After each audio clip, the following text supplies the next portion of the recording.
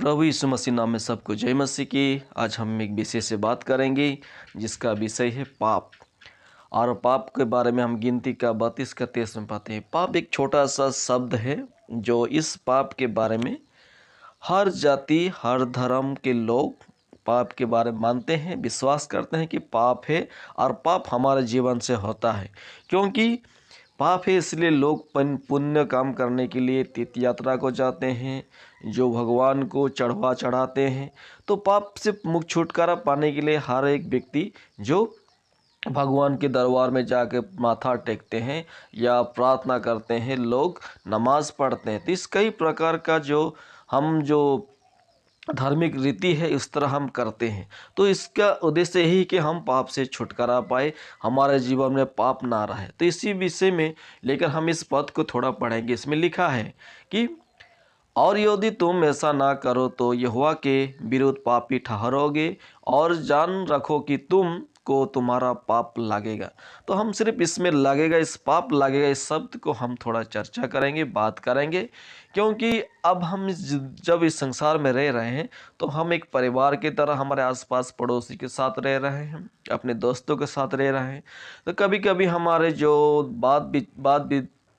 बात विचार करते हुए हमारे पड़ोसी से, हमारे दोस्तों से, हमारे परिवार से कब अनबन होता है, तभी हमारा परिवार के बीच में व हमारे दोस्त के बीच में, हमारे पड़ोसी के बीच में एक वर्ड को हमें जो व्यवहार करते हैं, जो इस्तेमाल करते हैं, वो है कि आपको जिसने जो बात बोला, आपने जो कार्य किया, इसके लिए आपको पाप लगेगा।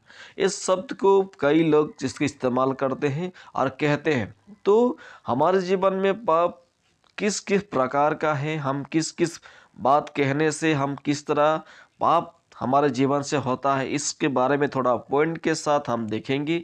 हम इसमें 7 पॉइंट को लिया है और इस 7 पॉइंट से हम देखेंगे कि इस पॉइंट में क्या आपका और मेरे जीवन में पाप है। तो इसलिए पहला पॉइंट का हम देखेंगे। पहला पॉइंट है गुप्त पाप।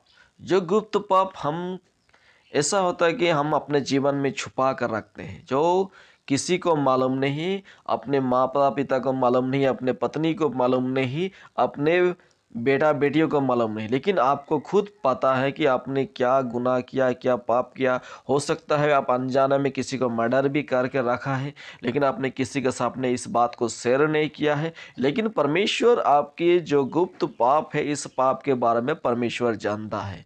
इसीलिए हम जो हमारे अंदर में छुपा हुआ जो पाप है, इन पाप को अगर हम अपने अंदर ही अंदर रखते हैं तो परमेश्वर के दृष्टि में हम आशीष पाने वाला व्यक्ति नहीं, क्योंकि परमेश्वर आपकी और मेरे पाप के बारे में जानता है। इसलिए हम अपने जीवन में इस गुप्त पाप जो हम किया है और इसको हम जानते हैं, और इस पाप को हम परमेश्वर की दृष्टि में परमेश्वर के सामने रखना है, जो हमें कबूल करना है कि हमारे जीवन में इस पाप से परमेश्वर हमें मुक्त दे। जब तक आप और मैं अपने पाप को स्वीकार नहीं करेंगे, तब तक हमारे जीवन में ये पाप अंदर ही अंदर हमारा रहेगा और हमें मसीह की प्रेम से दूर करता रहेगा। और हम दूसरा बात को देखेंगे। इसमें लिखा है भला दिखावा पर छुपाया हुआ पाप।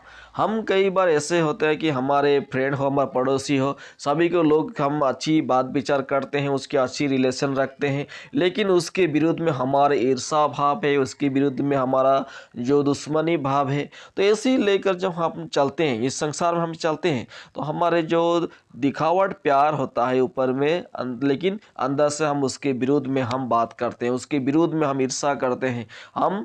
तो इसलिए ऐसी दिखावट भला या दिखाने के लिए हम प्यार नहीं करना है, लेकिन हमारे जो अंदर से उस व्यक्ति का, उस पड़ोसी का, उस भाई का, उस बहन का प्यार करना है कि आपकी अंदर से जो पाप है वो पाप नहीं रहे, और एक शुद्धता प्यार, एक शुद्धता दिखावट, शुद्धता के साथ उसकी एक अच्छी मिल मिला के साथ अपने जीवन को व्यतीत करना है। क्योंकि आज बहुत सी लोग ऐसे होते हैं जो अपने आसपास में जब मिक्स इकट्ठा होते हैं, उसके साथ अच्छी व्यवहार के साथ अच्छी बात करते हैं, लेकिन वो जाने के बाद में उसके बारे में चुगलियाँ गाते हैं, उसके बाद में विरोध गाते हैं। तो ऐसा हमारे जीवन में नहीं होना चाहिए।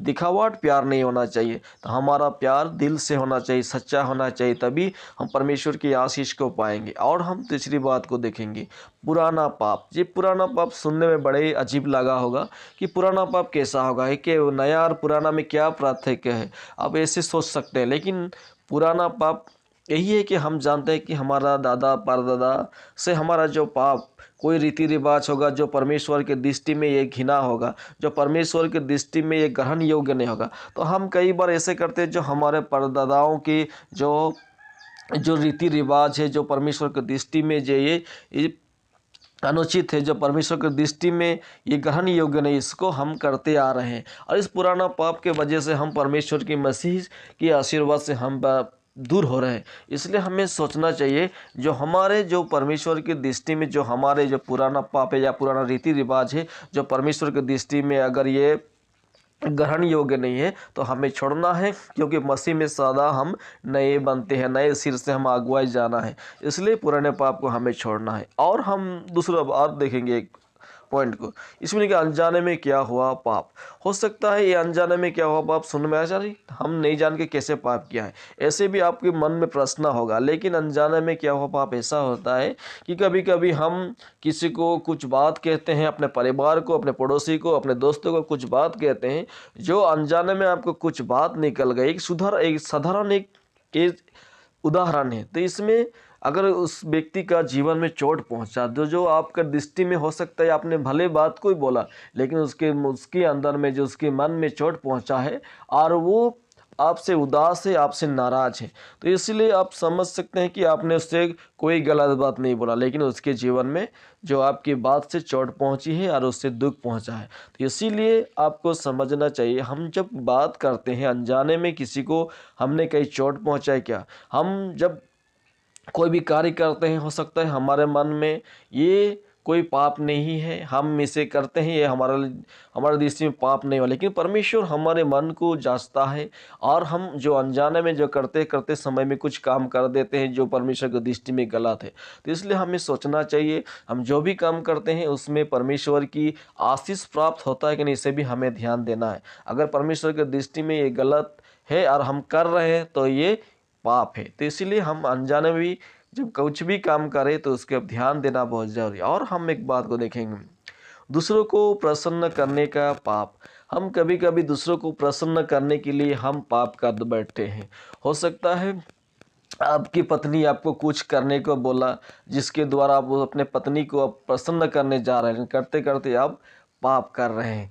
आपको आपको आपको पत्नी ने कहा कि आपको मुझे ये चीज़ चाहिए, एक साधारण एग्जाम्पल दे रहे हैं, मुझे एक सोने का हार चाहिए, उसने कह दिया, तो आपने अगर उसको लाने के लिए पैसा नहीं है, आपके पास उसको खरीदने के लिए आपका औकात नहीं है, तो आप क्या करें, क्योंकि आपके पत्नी को आप प्रसन्न करना है। एक साधारण एग्जाम्पल है, आप प्रसन्न करना है। आप हो सकता है सोने का हार खरीदने के लिए आपको चोरी करना पड़ा हो, आपको किसी को टाका डालना पड़ा हो, तो इसीलिए किसी को दुकान को तोड़ के लाना पड़ा हो।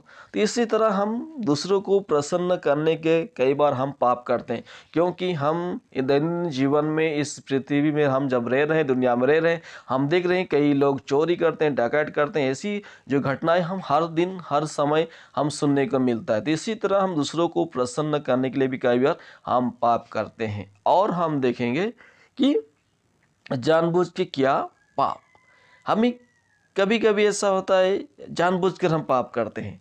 हम सोच सकते हैं कभी ये पाप करने से छोटा सा है, कुछ नहीं होगा, लेकिन हम उसमें भी हम पाप कर बैठते हैं। कैसे?